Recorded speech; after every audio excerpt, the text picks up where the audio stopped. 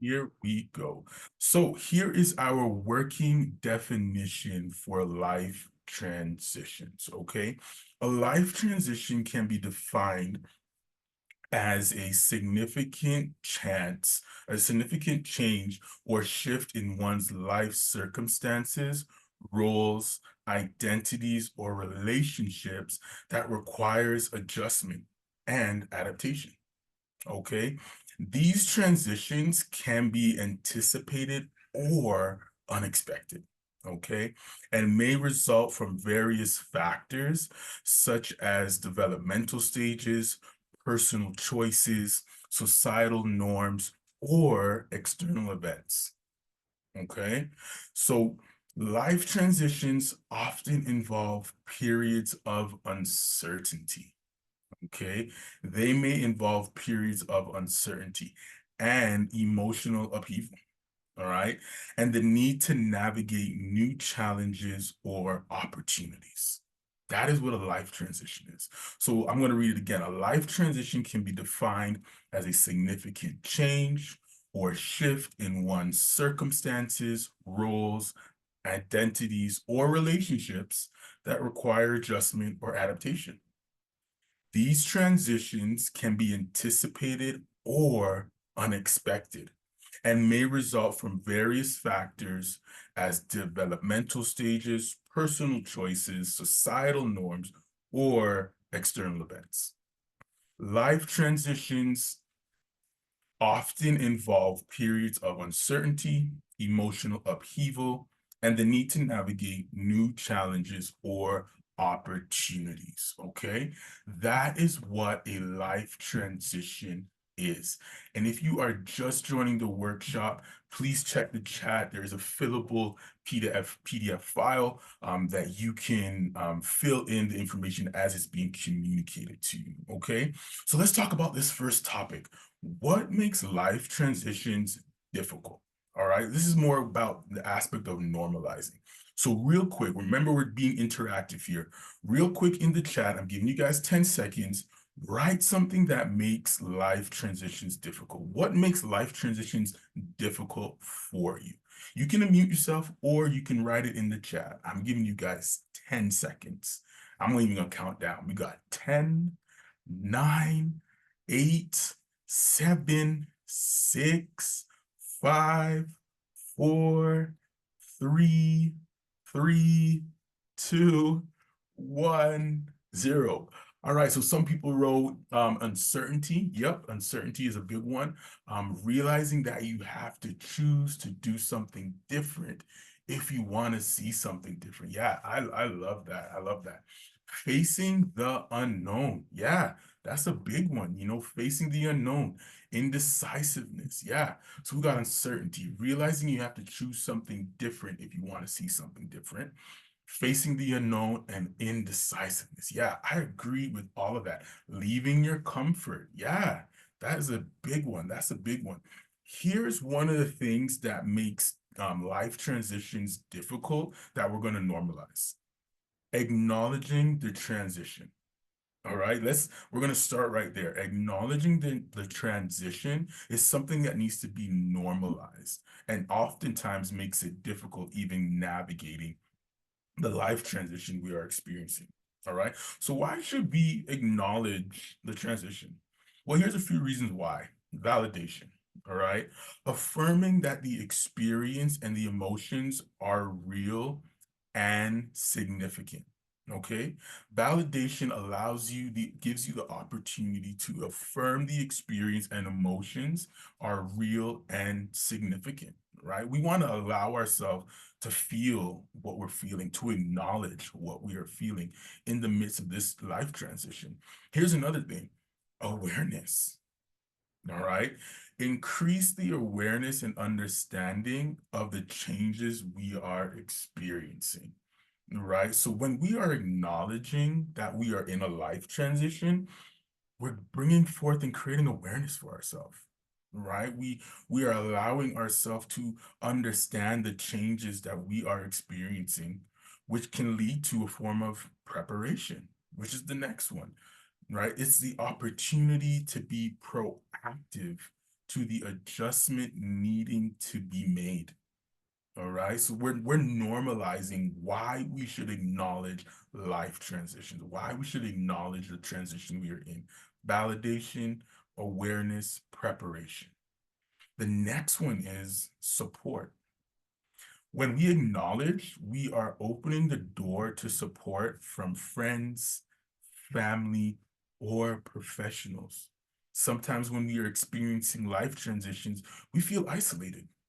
We feel like we are drowning. We feel like we cannot reach out for help.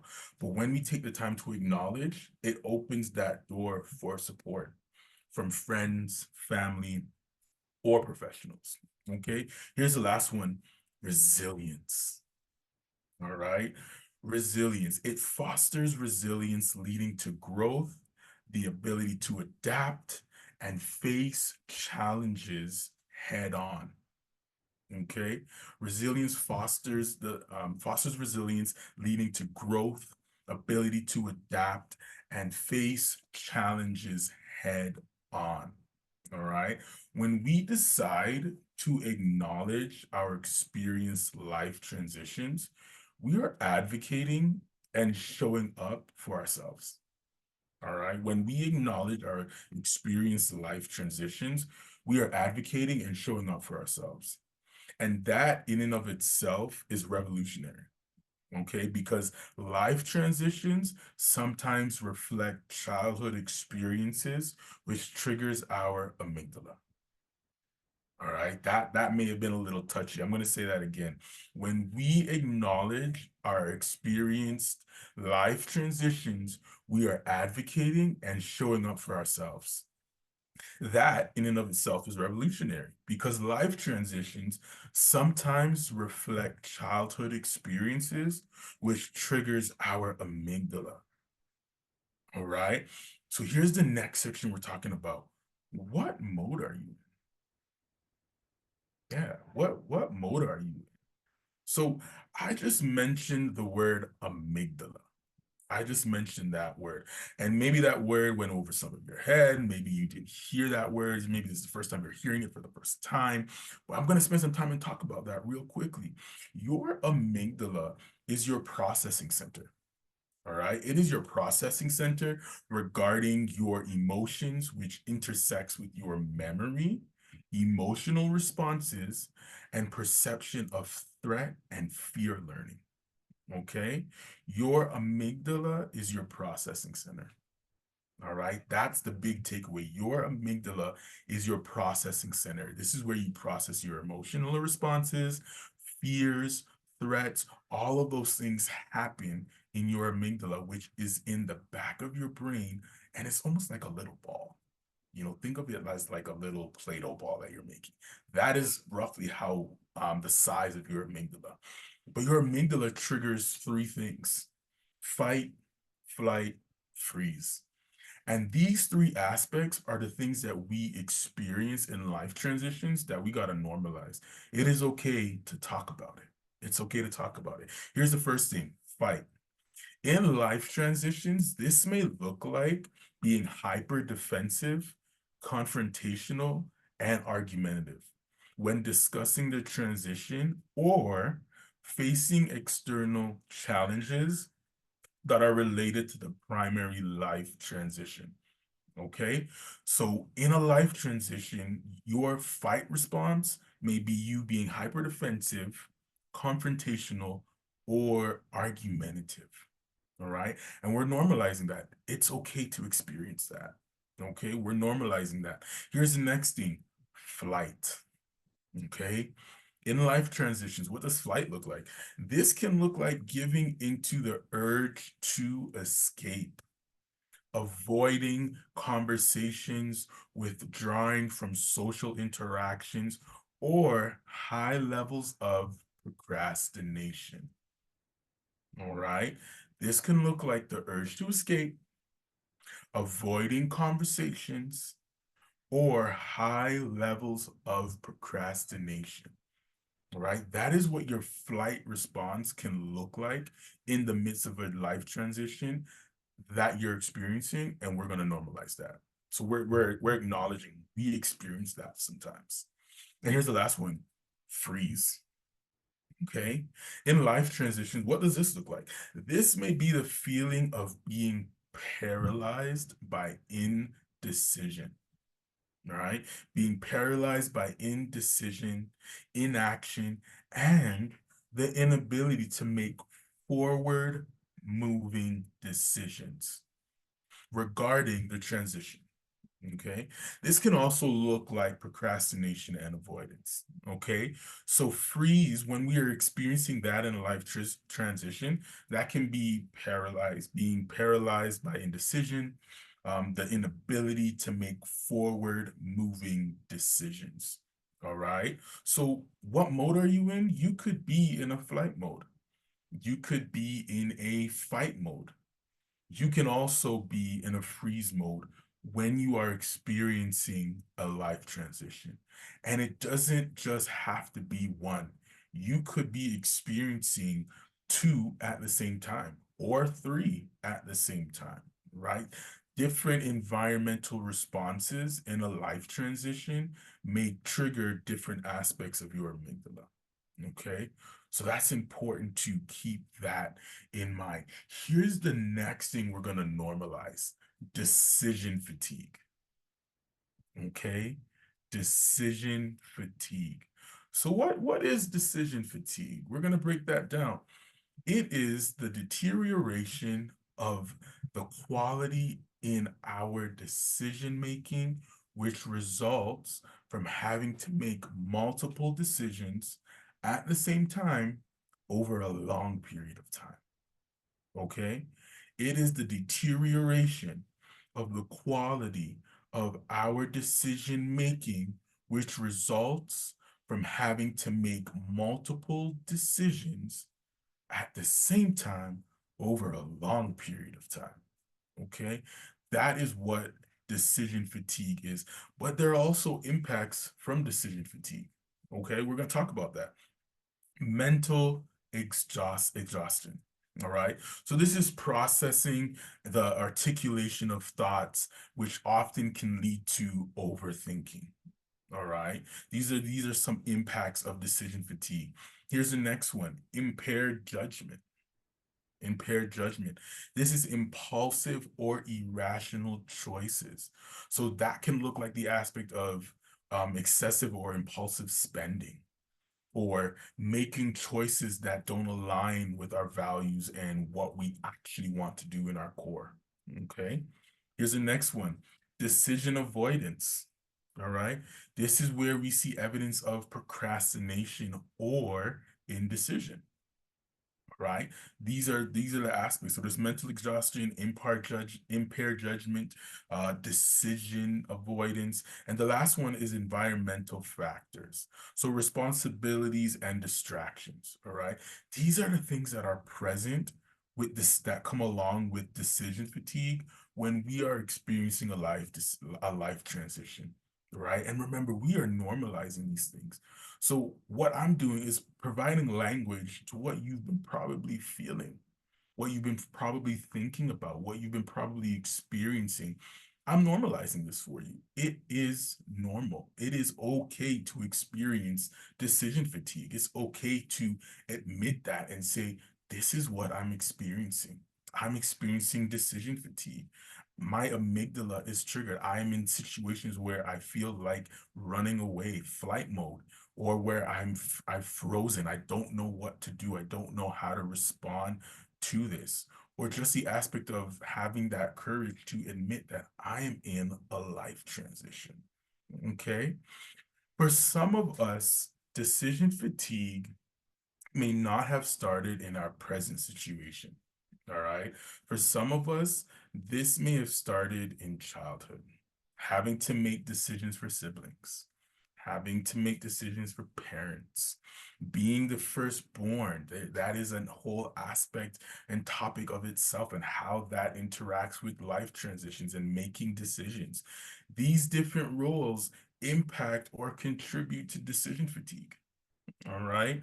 Making decisions for siblings, parents, being the firstborn, all these aspects contribute to decision fatigue. So what am I saying about decision fatigue? You experiencing decision fatigue in your current or present life transition, it probably didn't originate there. You've probably have had moments in your life where you've been experiencing that over a long period of time.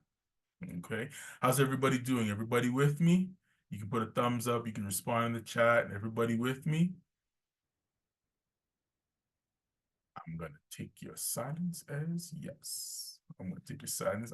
All right, I got some thumbs up. All right, you guys are with me. Great. Here's the next topic. Here's the next thing we're gonna normalize. Living in a dual reality. All right. Living in a dual reality. What does that look like? What does that look like?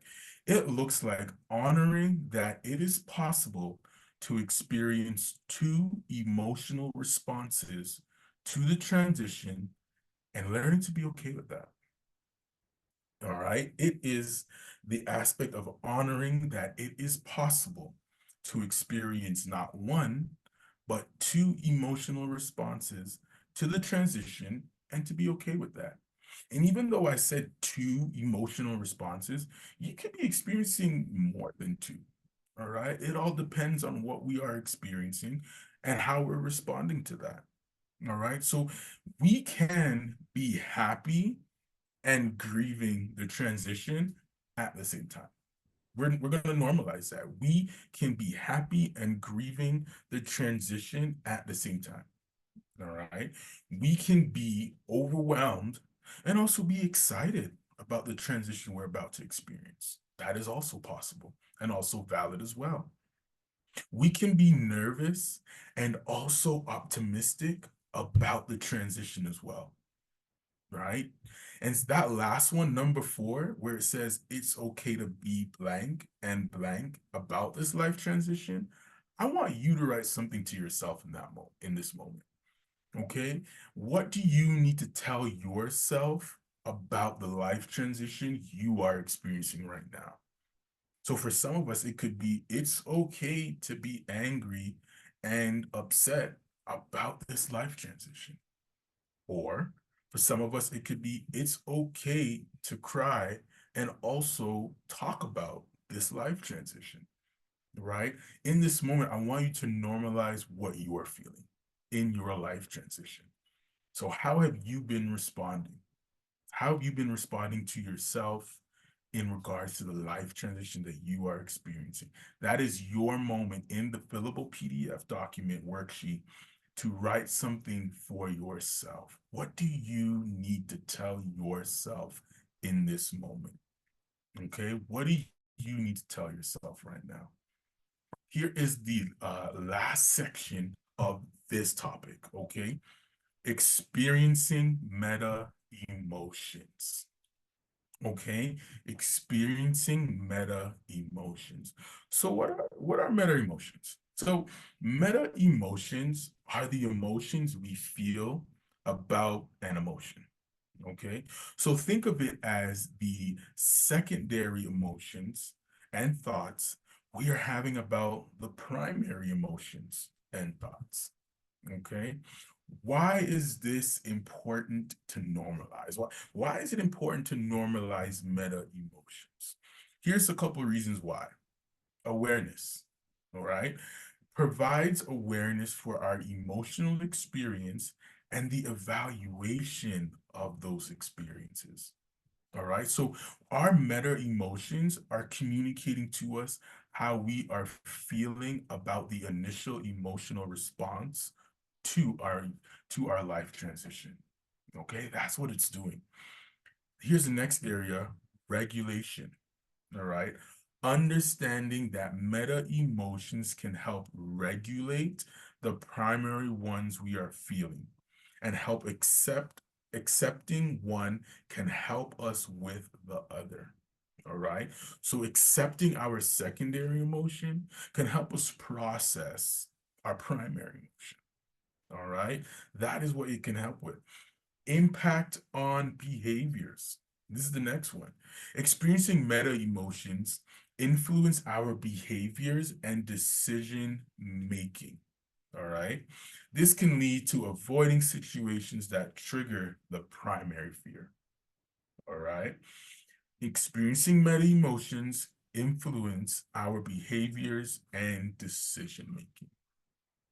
And here's the last one, cognitive appraisal. All right. And this is kind of a big one. So, this is where we question the validity of our legitimacy of our, or legitimacy, sorry, of our feelings. All right. If I was to replace the word legitimacy, I would say gaslighting. You know, this is where we are at times gaslighting ourselves into how we are actually feeling. You know, we're questioning ourselves. Am I really experiencing this? Should I be experiencing this? Is my emotional response valid? Did did this really happen? Should I be responding to myself like this? Responding to the life transition like this? Okay.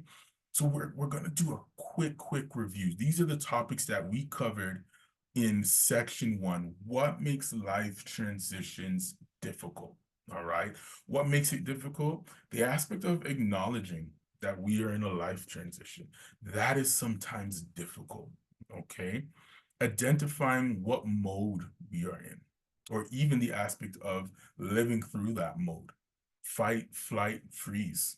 These are some of the modes that are in our amygdala. All right. Decision fatigue, right? The deterioration of the quality of our decision making that happens over a period of time for a long period of time. Okay.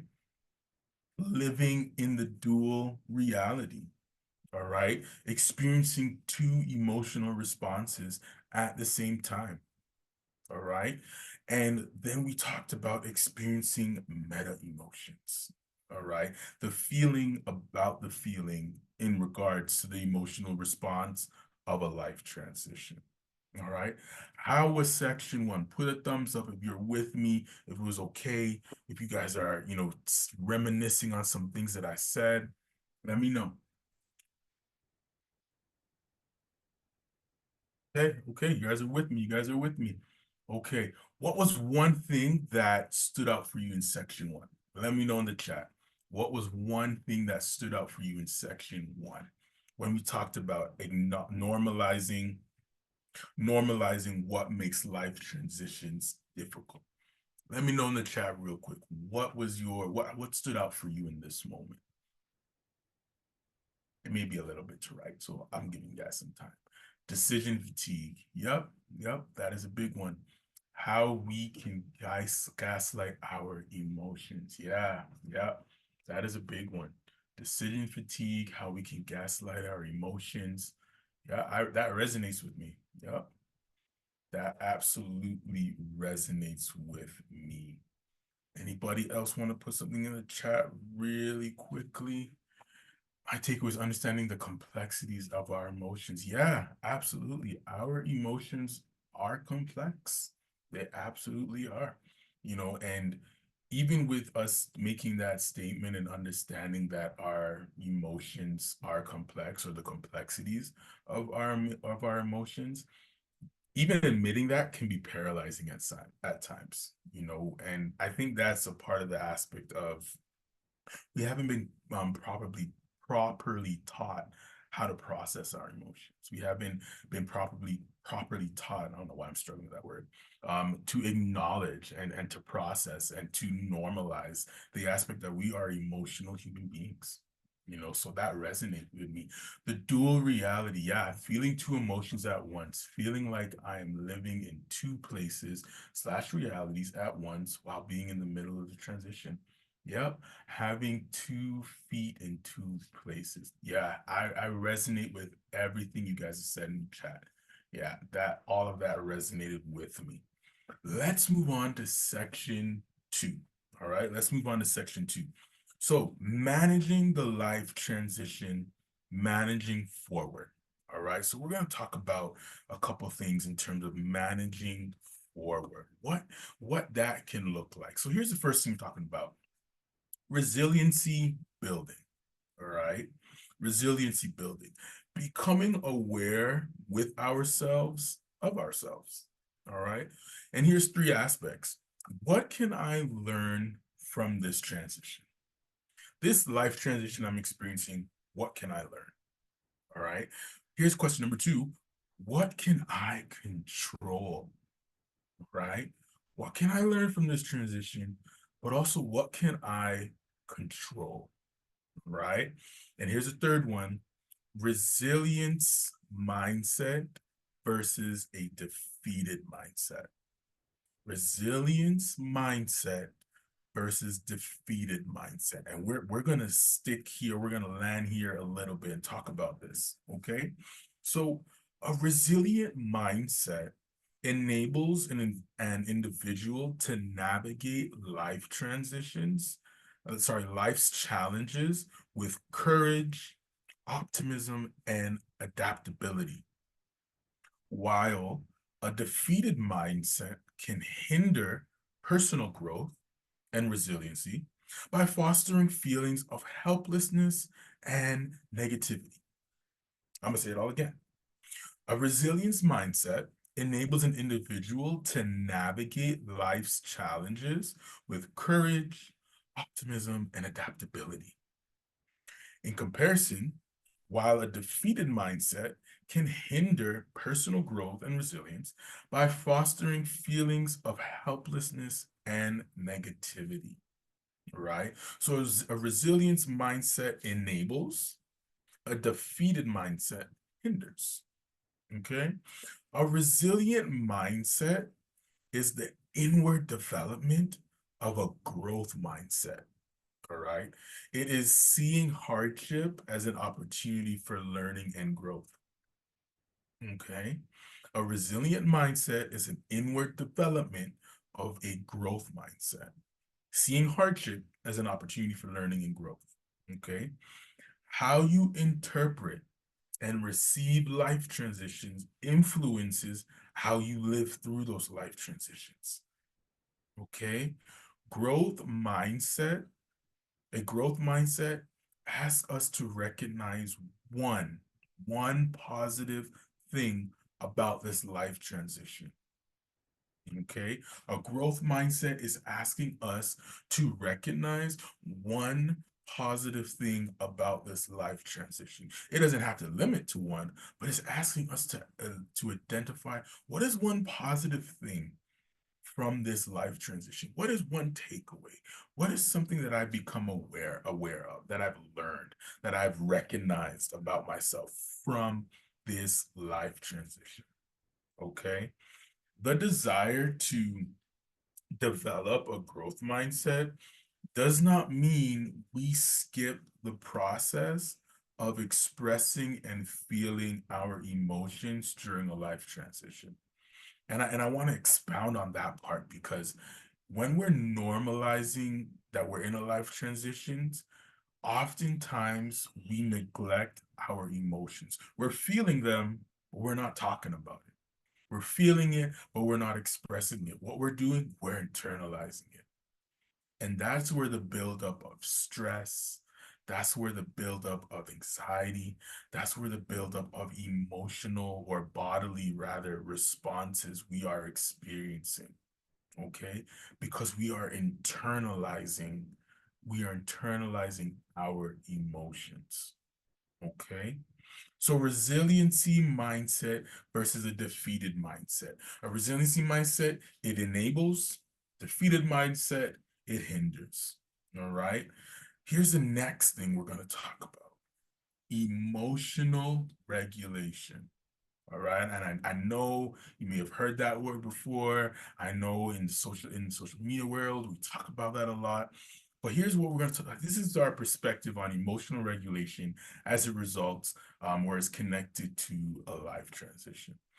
We establish that our felt emotions during a life transitions are valid. Okay, our emotions that we experience, they are valid. With every emotion, there is a behavior slash action that comes with it.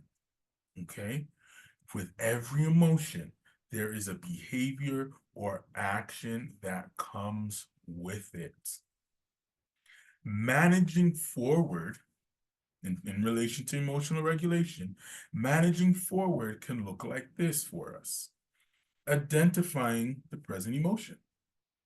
What am I feeling right now? Asking ourselves that question. What am I feeling right now? And then identifying the usual behavior associated with that emotion. So when I feel this emotion, what do I normally do? What is the action that follows this emotion that I have experienced before? Okay. But this is where the regulation aspect comes in. It is making a conscious decision to change the usual behavior slash action response to something more positive. All right. So, for example, if we are someone who yells when they are angry, maybe the behavior is to talk quietly. All right. If we are someone that um, gets really violent, and that's an extreme example, but if we're someone that gets violent, maybe we need to walk away from that environment. All right. What can the behavioral response look like to the primary emotional response? That is what emotional regulation is about.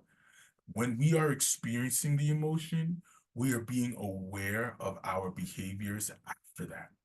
What do I need to do to regulate myself? I know what I've done in the past. What do I need to do in this moment? All right. And when we are asking ourselves what we can do in this moment of experiencing these emotions, we are being holistically present with ourselves. Okay. We are being holistically present with ourselves. Here's the next aspect: facts checking or fact checking. Okay. Fact checking can also help us emotionally regulate so we can manage forward. Okay. Fact checking can help us emotionally regulate so we can manage forward. Okay. Fact checking helps us to reduce the intensity of the presenting emotions or the loud negative core beliefs. Okay. Fact checking can help us reduce the intensity of the presenting emotions or the loud negative core beliefs that we may be experiencing. Here's some questions to consider. Okay. What triggered my present emotion or emotions? What triggered me? Why did I respond like this? What happened? We're asking ourselves that question. What happened? What happened? Here's number two. What interpretations slash assumptions am I making about this experience? So I'm experiencing a life transition. What interpretations or assumptions am I making about this experience? What am I assuming that happened? What am I assuming that person did? Or what am I assuming how they responded? What am I assuming? All right. Number three, are these emotional responses matching the facts of the situation? Okay. Remember, this is all under the aspect of emotional regulation. So we are asking ourselves, these emotional responses that I'm feeling, are they matching? Does it match the situation that I'm in? Does it match what I'm experiencing? Right? This is where, so don't make the mistake of that we're gaslighting ourselves, because we're not. We're still acknowledging these emotional responses, but now we're asking a question, right? We are becoming aware of our emotions and ourself and the relationship. Okay. Does this emotional response match the facts of the situation? How I responded, was that warranted? Did I need to did I need to have that emotional response on a 10? Maybe it could have been the same emotional response, but on a 5. Okay, that's the question that we are asking. Fact checking is providing us the opportunity to validate ourselves holistically. Okay, it is providing ourselves the ability, the opportunity to validate ourselves holistically. So we are looking at these facts. We are looking at the emotional responses and we are asking ourselves questions in an effort, again, to emotionally regulate. Okay. So we've talked about resiliency building. We've talked about emotional regulation. And here's the next one we're going to be talking about: setting realistic expectations. And in brackets, I put the process. Okay. And I'm going to expand on that because I think when we talk about setting realistic expectations, I feel like that's like a buzzword now. I feel like there's a lot of mental health terms that are becoming buzzwords. And I think that has fallen into that as well. Setting realistic expectations. So I say setting realistic expectations is a process because, one, for them to be realistic, we must acknowledge they were first unrealistic. Okay? For us to say we're setting realistic expectations, we got to speak about the process that at first they were unrealistic. And then two, we have to acknowledge the root of those unrealistic expectations so we can then process them out, leading to the development of realistic expectations. So, for us to have realistic expectations, we got to acknowledge they were first unrealistic. And then we're asking ourselves, why? Why was this an unrealistic expectation? Why was this the first thing you thought about? What was or is the emotional desire under that unrealistic expectation? All right, that's the question we're asking. What is the emotional desire under that unrealistic expectation? Because the emotion is real, the action or behavior that we're desiring may be unrealistic. Okay, so we're normalizing that aspect. What is the emotional desire under that unrealistic expectation? Because the emotion is real. It's fueling the response we are looking for. It's fueling the expectation that we have. But we're asking ourselves the question, is the action and behavior we are desiring, is that unrealistic? I hope that made sense. I hope that made sense. So, in your process of setting realistic expectations, here are some questions to consider. All right. And we're talking about managing forward. Here are some questions we need to ask ourselves as we're managing forward. Okay. Is this expectation healthy? Is this expectation healthy? Healthy expectations provide us clarity and focus, motivation, reduces stress, and ignites personal growth. Okay. Is this expectation healthy? Okay. Here is the next one. Does this expectation align with our values? Does this expectation align with our values? As we are managing forward, are our expectations aligning with our values? Okay. When our expectations and values collide, we are not at peace with ourselves, which promotes frustration. Okay. When our expectations and values collide, we are not at peace with ourselves, which promotes frustration. The alignment of expectations and values promotes the longevity of holistic wellness. You got to be in alignment with yourself. All right. The alignment of expectations and values promotes the longevity of holistic wellness. That's what it promotes, the longevity of holistic wellness. Here's the last one. Does this expectation foster who I desire to be on the other side? Okay.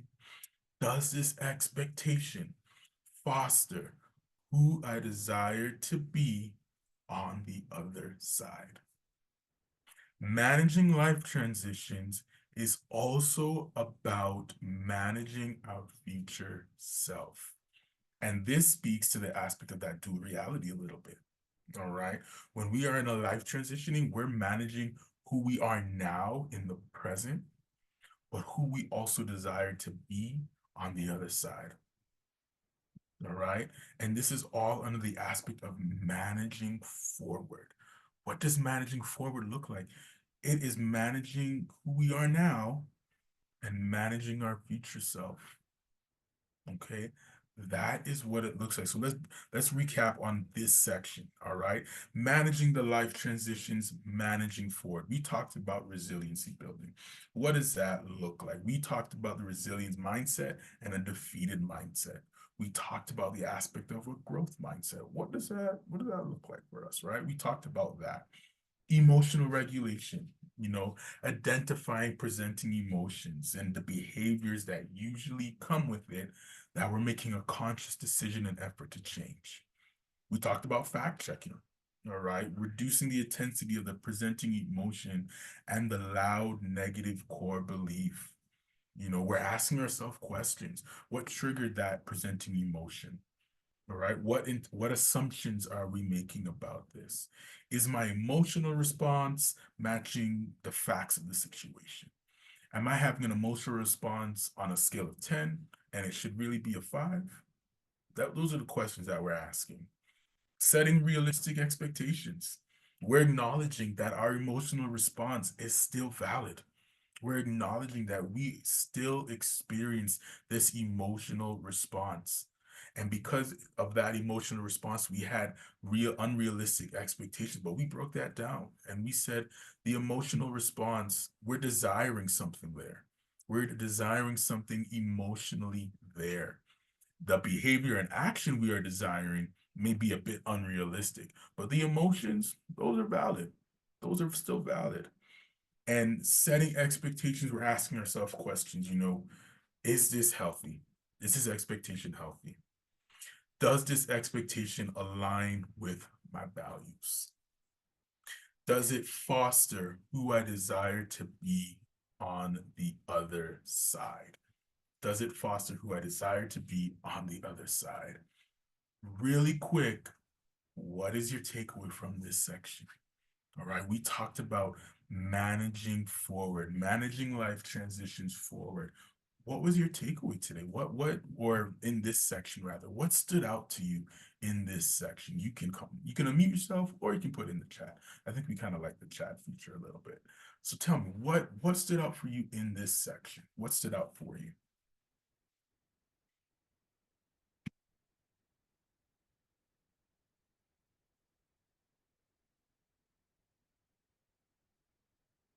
Let me know in the chat what stood out for you.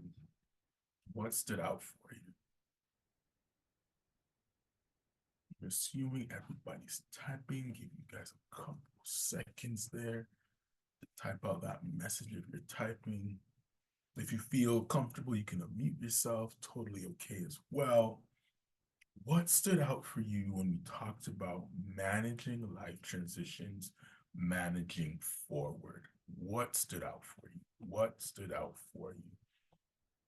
And if nothing stood out for you, that's totally okay too. Totally okay too. Somebody has a question. Yeah, go right ahead. You can unmute yourself. It wasn't a question, it was more so I wanted to respond as to what Okay, stood out. cool. And I think when it does come to life transitions, Mhm. oftentimes you're not going through transitions without like external factors or external people. And so life transitions in the healthiest way possible challenge you to stand up for yourself and put yourself first in places where you usually wouldn't. And so then you sort of have to face like either your fears of standing up for yourself or any insecurities that you might have.